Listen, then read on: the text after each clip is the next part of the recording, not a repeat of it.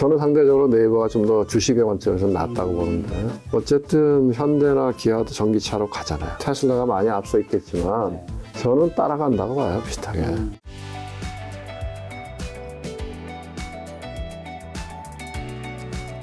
방금 말씀하신 네이버와 또 같은 색깔인 카카오는요? 그러니까 네이버도 제가 이 방송에서 얘기했었나요? 어디선가 얘기했었는데 그때 뭐 포시마크인가요? 네, 그거 인수할 때. 미국판 중고마켓. 그렇죠. 당근 뭐 그때 떨어졌었잖아요. 네, 그렇죠. 15만 원, 16만 원. 한참 그때 이제 성장주들이 안 좋은데 이제 인수라는 큰 금액 그렇죠. 또 해야 되니까. 그때 저는 그거를 긍정적으로 평가했었어요. 왜냐하면 단기적으로 재무적인 성과는 안 좋을 거다. 왜냐하면 뭐 적자 나는 회사라니까. 그런 이제 연결을 올해부터 할 거 아니에요? 그러면 1분기에는 4분기보다 이익이 떨어지겠죠.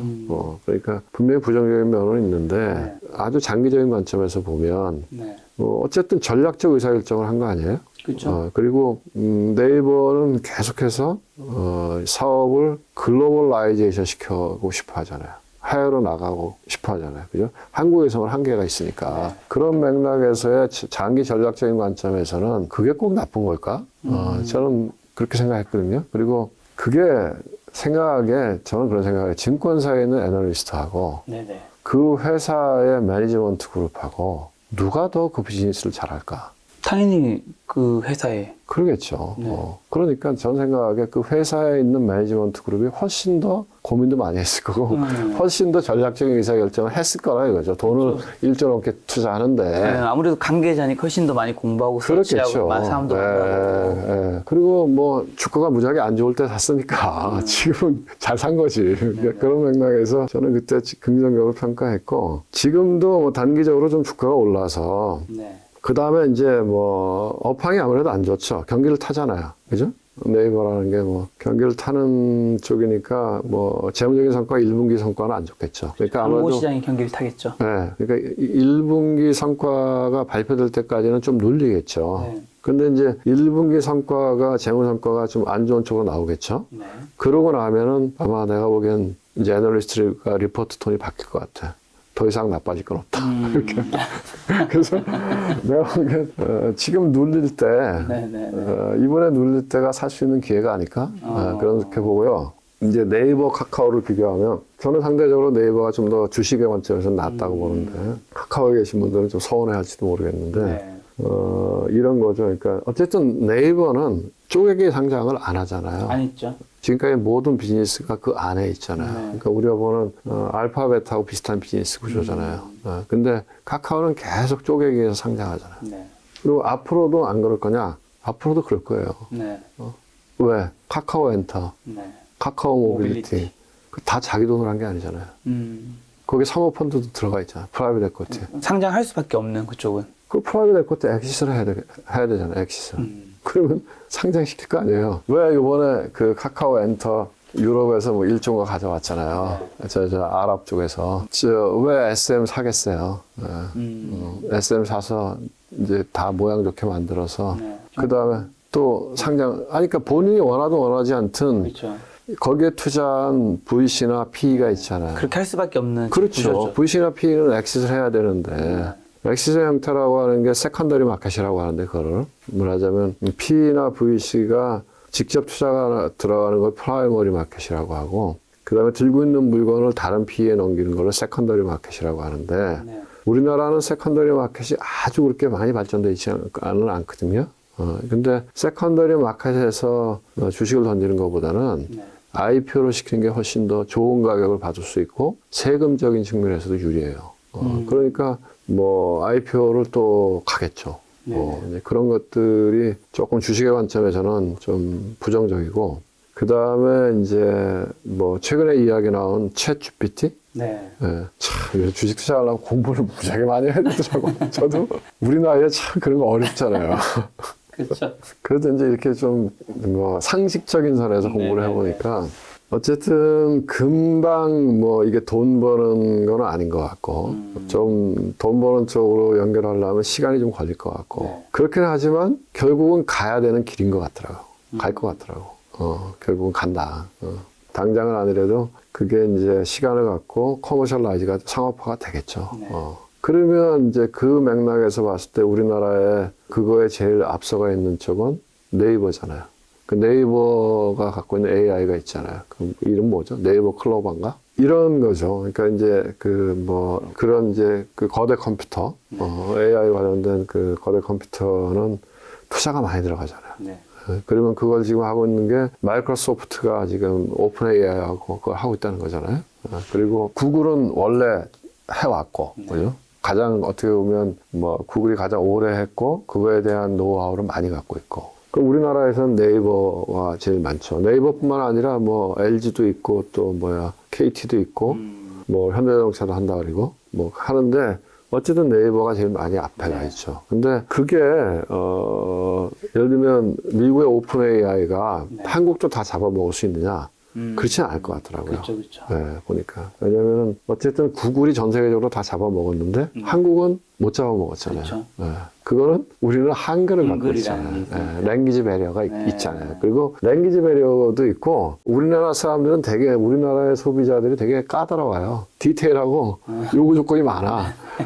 그걸 여기에 카스터마이즈 하는 게, 그러니까 어쨌든 우리나라에서는 그 구글이 아니라 네이버하고 다음이 하다가 지금 네이버가 이제 다 통합한 거잖아요. 그렇죠. 다음이 있긴 하지만 그런 맥락에서 보면은 결국은 이 오픈 AI, 인공지능 시대의 검색 기능이라고 하는 것도 결국은 누가 가장 많은 데이터를 이 학습을 해야 되잖아요. 물론 이제 이 성능 면에서는 당연히 오픈 AI, 미국에 있는 그 슈퍼컴퓨터가 훨씬 성능이 좋겠지만 걔는 이 한국말로 된 학습이 많이 안 돼 있잖아요.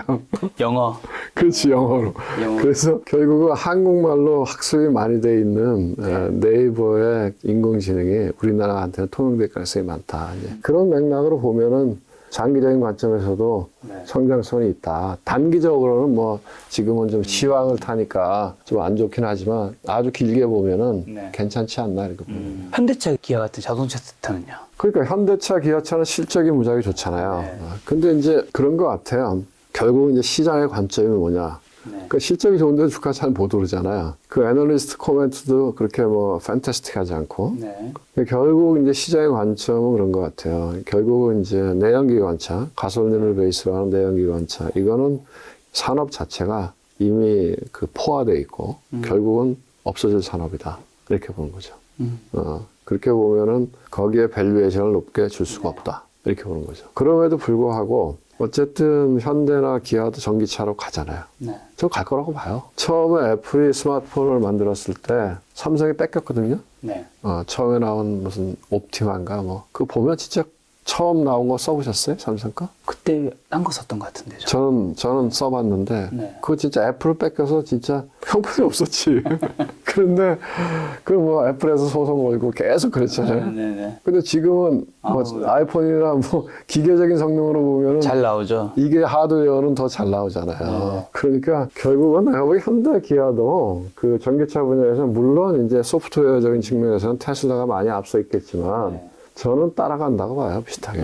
근데 그런 차이는 있겠죠. 지금도 애플은 어쨌든 애플의 생태계를 만들었잖아요. 그렇죠. 그리고 소프트웨어 능력이 탁월하잖아요. 그러니까 애플카 얘기도 나오고. 그러니까 애플하고 삼성전자하고는 밸류에이션 갭이 크잖아요. 그렇죠. 그런 면에서. 그런 건 있겠죠. 그런 건 있겠지만 그래도 지금 이것도 전 세계에서 쓰잖아요. 그런 식으로 현대 기아차의 전기차도 저는 어떤 식으로든지 간에 따라갈 거다. 이제 그렇게 보면은 너무 부정적으로만 볼 필요는 없다. 그리고 당장 돈 버는데 그런 거죠. 올해 굉장히 뜨거웠던 2차 전지 섹터는요? LG에너지솔루션, 삼성 SK이노베이션, 대형. 그러니까 지금은 2차 전지가 마치 어떻게 보면 바이오 열풍 불 때하고 비슷한 것 같아. 그렇잖아요. 지금 2차 전지는 무조건 된다. 이런 전 세계 차는 무조건 2000 몇십 년 내에 바뀌어야 되니까. 그래서 조금 과열돼 있지 않나 그런 생각이 들어요. 왜냐하면 우리가 작년에 테슬라는 무조건 된다 그랬잖아요. 테슬라에서 테슬라를 이제 좋아하시는 분들. 테슬라는 거의 믿음, 종교적이었잖아요. 그러니까 테슬라, 이슬람 합해갖고 테슬라 이렇게. 근데 그럴 때가 테슬라의 주가의 고점이었잖아요. 그잖아요. 400불까지 갔다가 작년에 100불까지 떨어졌다가 지금 200불 올라왔죠. 그래서 2차 전지 소재가 저는 뭐 장기적으로는 투자 유망한 섹터는 분명하다고 봅니다.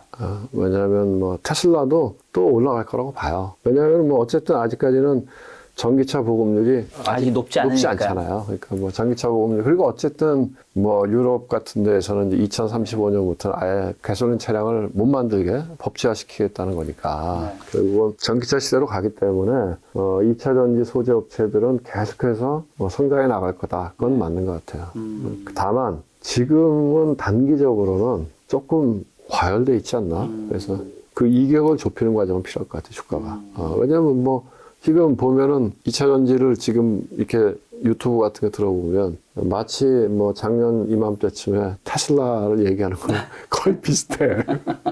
무조건 간다. 근데 그거잖아요. 테슬라가 그럼 계속 간다. 그건 뭐 사람들 다 지금도 똑같이 생각하잖아요. 네. 그렇지만 주가는 과열돼 있으면 반드시 떨어져서 조정을 받고 또 올라가는 그 과정이 필요하더라.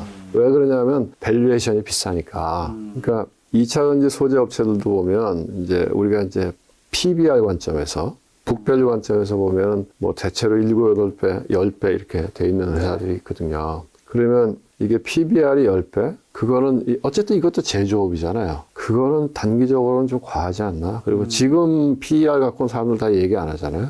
2년 후에 PER 갖고 30배 얘기하잖아요. 그러니까 이제 어쨌든 밸류에이션 측면에서는 조금 부담스러운 건 맞다. 그리고 그게 과열돼 있으면 어느 정도 좀 다시 또 되돌렸다가 또 손바뀌고 다시 또 올라가고 이렇게 돼. 주가는 그러면서 장기적으로 우상향 가는 거니까 지금 막 이렇게 급하게 올라갈 때 따라서 사는 거는 또 물릴 수도 있죠. 주식은 이렇게 보니까요. 주식은 못 사서 안 다를 필요는 없을 것 같아요. 늘 주식은 살 기회를 주잖아요. 늘. 그렇잖아요. 늘 뭐 지금 안 사면 뭐 절대 안 돼. 그런 건 없잖아요. 기다리면 또 내려와서 살 수 있는 기회를 주고. 그리고 저는 이제 궁금한 것 중에, 이건 제가 개인적으로 궁금한 건데, 뭐, 애널리스트나 이런 분들은 아시겠지만은, 이런 생각이 들더라고요.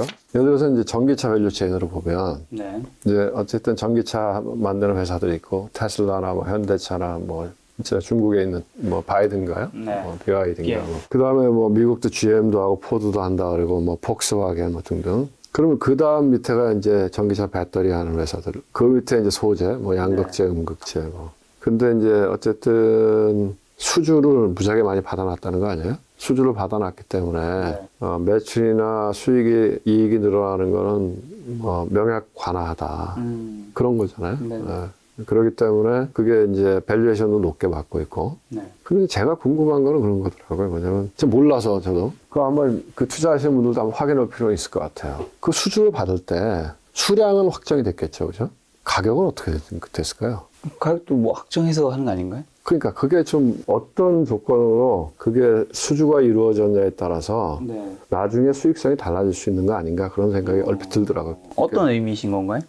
왜냐하면 우리나라가 해외 건설을 처음 나가서 돈을 많이 벌었거든요. 그 다음에 2차 중동붐이 일어나서 나갔을 때 다 물 먹었거든. 그래서 망한 회사도 많이 나왔고. 그때 왜 물을 먹은 건가요? 수주를 했는데 저가 수주를 한 거죠. 수주는 무지하게 많이 했는데 짓고 나니까 남는 게 없었던 거죠.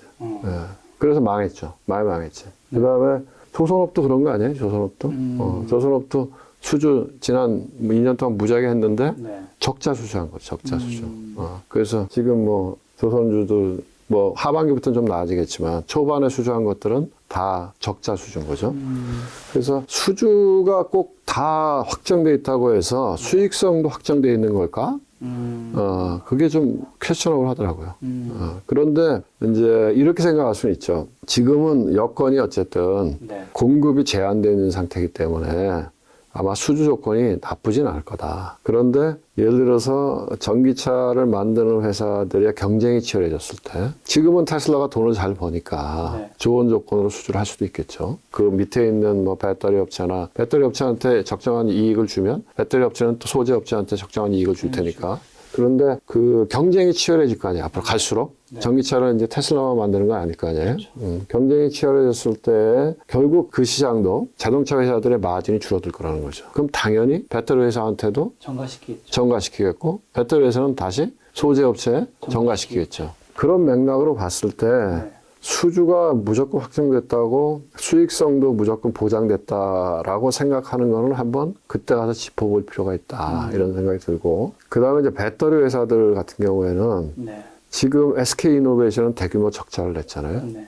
LG화학이 처음으로 흑자를 냈고, 그 다음에 SDI가 흑자를 냈고. 근데 LG화학은 기술적으로나 이제 규모의 경제에서 확실히 앞서고 있는 것 같고, 네. 에너지 앤솔이죠. 삼성 SDI는 보수적으로 하니까 무리하지 않게 수주해서 수익성을 챙기면서 가고 있는 것 같고. 근데 SK이노베이션은 확 벌렸는데 네. 수율이 안 나오는 거잖아요. 수율이 안 나오기 때문에 그 적자가 대규모로 나는 거죠. 그러면 SK이노베이션도 무지하게 수준을 많이 받았는데 SK이노베이션은 뭐 애널리스트의 견해들 이렇게 들어보면 올해 흑자 전환 어렵거든요. 그러면은 이제 그게 수주가 반드시 수익성으로 연결되는 이슈는 아니더라 하는 거죠. 네. 그러니까 그런 부분에서는 조금 볼 필요는 있다. 그러니까 제가 말씀드린 거는 좋아요. 좋은 건 아는데 그러니까 뭐 좋다는 얘기 다 하시니까 그렇지 않고 다른 면에서도 그 주식의 한계가 뭘까 한번 이렇게 생각해 볼 필요는 있는 거죠. 네. 근데 그런 관점에서 제가 이제 말씀을 드린 거예요. 예. 자, 마지막 그럼 5번째 삼성바이오로시스 셀트리온한테 바이오세트는요? 그건 제가 모르죠. 제가 진짜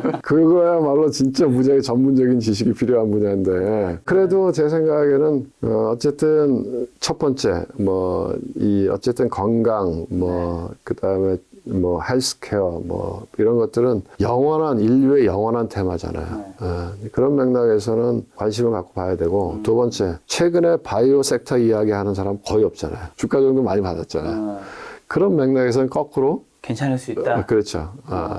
그렇게 볼 수 있지 않겠나 이런 생각이 들어요. 아까 전에 이제 단장님이 말씀해 주신 대로 작년 이제 4분기 때 뭐 경기 침체, 경제 위기 뭐 이런 키워드도 굉장히 무지하게 많았고 뭐 패닉, 뭐 공포 이런 거 관련된 이미지가 함께 많이 떴었는데 이제 사실 뭐 그렇게 실제로 증시가 떨어졌을 수도 있는 거고 지나와 보니까 이제 뭐 어쨌든 그게 아니었다라는 거긴 하지만 그러면서 이제 아까 단장님께서는 그런 것들이 많이 보여질 때는 오히려 사회할 때라고 말씀해 주셨는데 근데 어쨌든 이제 그때 상황에 돌아가 보면 이제 또 거기 나오셨던 분들도 어떤 데이터를 기반으로 그렇죠. 예를 들면 코스피가 뭐 2200이면 그렇죠. 2000두건 열릴 수 있다. 맞아요. 지금도 공포지만 여 밑에 공포 더 있다. 맞아요. 지하 계단 더 있다. 그러니까 이게 이 공포보다 더 밑에 공포가 있다는 생각이 많은 분들이 또 못 사신 거잖아요. 맞아요.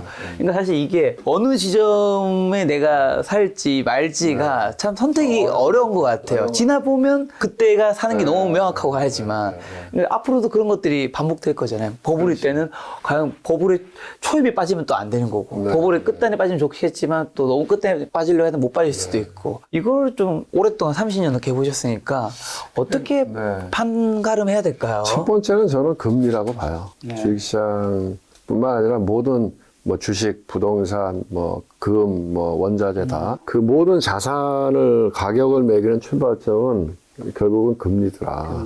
유동성과 금리더라. 그러니까 유동성과 금리의 변화가 어떻게 되느냐. 우리 작년에도 보면 상반기까지 미국 경제가 좋았잖아요. 기업 실적도 좋았고. 그런데 주가는 상반기부터 떨어지기 시작했잖아요. 변화된 건 딱 하나잖아요. 통화정책의 변화.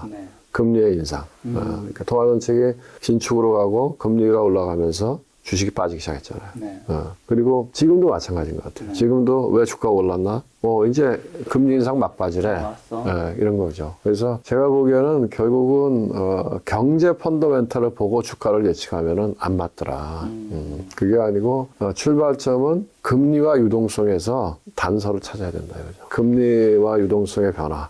그게 제가 보기에는 주식시장을 해석할 수 있는 가장 좋은 방법인 것 같아요. 늘 그래왔던 것 같아요. 왜냐하면 2008년 금융위기 이후에도 어쨌든 금리를 인하하고 유동성을 확대하면서 주가가 쫙 장기 10년 대장기 그 호황이 왔었고 코로나 이후에도 코로나 급락이 왔었는데 그때도 마찬가지로 돈 무지하게 풀고 금리 제로 금리 가면서 주가가 쫙 올랐고 지금은 거꾸로 금리를 올린 상태에서 뭐 이런 거기 때문에 결국은 금리 유동성 이거를 봐야 그러니까 금리나 통화정책이 먼저 움직이고 그 다음에 주식시장이나 부동산 시장이 따라서 움직이고 그 후에 경제 펀더멘탈이 따라오더라 이거죠.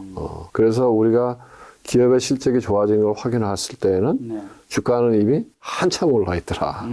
그러니까 그런 맥락에서 시장을 바라보면 좀 도움이 될 것 같고요. 그 다음에 두 번째로는 이제 우리 주식시장을 놓고 보면 좀 안타까운 일이지만 국내 기관 투자가들이 취약하잖아요. 국민연금은 뭐 미국 가서 주식 산다 그리고 그건 좀 안타까운 일인데 그러다 보니까 결국은 시장이 이제 어떻게 보면 우리가 자본시장에 주권이 없다고 볼 수도 있죠. 네. 자본시장이 지금 외국인들한테 종속돼 있는 거죠. 네. 그러니까 결국 외국인들의 움직임이 시장의 큰 방향을 결정하는 데는 결정적이더라. 결국 이 시장도 보면은 외국인들이 먼저 들어와서 사기 시작한 거 아니야. 어느 정도 사고 나니까 그 다음에 올라간 거잖아요. 네. 그래서 또 그전에는 많이 올라갔을 때 또 외국인들이 지속적으로 팔았잖아요. 그걸 동학개미가 다 온몸으로 받아갖고 올렸잖아요. 네. 또 결국은 떨어져서 동학개미들이 뭐 많은 피해를 받고. 좋든 싫든 어쩔 수 없더라. 저도 참 별로 기분이 유쾌하진 않는데 네. 결국은 외국인들의 매수매도 그 흐름이 시장을 결정하더라 이런 거고 그 다음에 우리가 이제 주위에서 이렇게 볼 수 있는 거는 네. 지금이 좀 과열돼 있다 네. 아니면은 지금이 너무 비관적이다 하는 거는 우리가 좀 알 수 있을 것 같아요. 우리가 뭐 이런 유튜브 방송을 보면 특히 알 것 같아. 유튜브 방송을 보면은 안 좋을 때는 안 좋다는 사람들만 쫙 부르잖아요. 또 된다 그러면 또 다 되는 사람만 부르잖아요. 최근에 전 그렇게 하진 않았어요. 최근에는 보면 또 다 된다 그러잖아 나와서. 네. 유튜브 이렇게 보면 알아요. 유튜브 이렇게 보면 된다 이러면 이게 과열이구나. 그리고 뭐 공포 그러면 이제 주식을 사야 되는구나. 그걸 역으로 이용하는. 그렇죠. 네. 그게 있는 것 같고. 혹시 그러면 올해 또 뭐 주식 매수 타이밍을 알 수 있는 경제 지표 뭐 연준에서 금리 인상 동결을 얘기하거나. 그러니까 금리를 보면 돼요. 네. 금리를 보면 예를 들어서 계속 시장 금리가 떨어지고 있을 때 그럴 때는 이제 뭐 어느 정도 이게 주가가 좀 될 수도 있겠네 이렇게 생각할 수 있는 거고 최근에 주춤한 거는 사실은 오늘 금리가 무지하게 올랐거든요. 오늘. 네. 뭐 오늘 이제 국채 10년물 보면은 금리가 오늘 되게 많이 올랐어요. 그러면 이게 좀 조심해야 되겠구나. 그래서 금리를 보는 게 뭐 제일 좋은 방법이죠.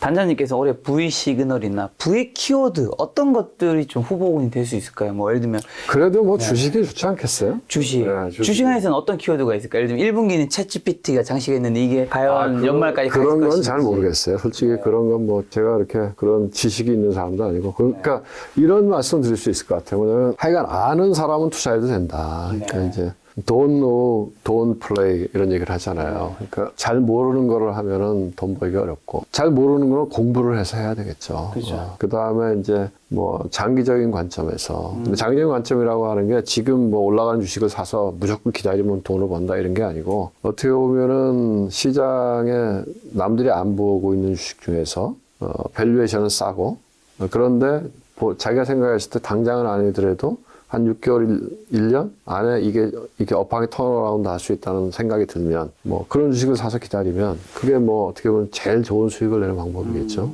네. 근데 그거는 이제 종목 발굴부터 그거가 어떻게 될까 하는 것까지는 스스로 공부를 해야 되는 거겠죠. 그래서 자기가 뭔가 공부가 돼 있고 확신이 있어야 흔들리지가 않잖아요. 그래야 주가가 빠지더라도 내가 견디고 뭐 그러는 거니까. 네. 자, 그럼 마지막 올해 주식시장 좀 준비하면서 가장 경계할 행동이랑 마지막 오랜만에 김작가 TV에 또 나오셨는데 마지막 시청자분에게 투자 좋은 한마디만 주시면. 그러니까 제가 계속 얘기했지만 유튜브에서 계속 이게 좋다 그럴 땐 조심해야 된다. 그걸 괜히 거기 가서 따라 사갖고 또 한 20% 손실 나면 아닌가 왜 하고 손절매하고 또 딴 데 가서 사서 또 20% 빠지고 손절매하고 그거는 너무 이제 대중에 휘말리지 말자. 그렇죠. 그러니까 이제 그러면은 그게 돈 잃는 길이죠. 네. 알겠습니다. 오늘 만난 회사님은 이장호 단장님이었습니다. 지금까지 여러분 소중한 시간을 함께 해주셔서 정말 감사합니다. 오늘도 김 작가였습니다. 고생 많으셨습니다. 네, 고맙습니다.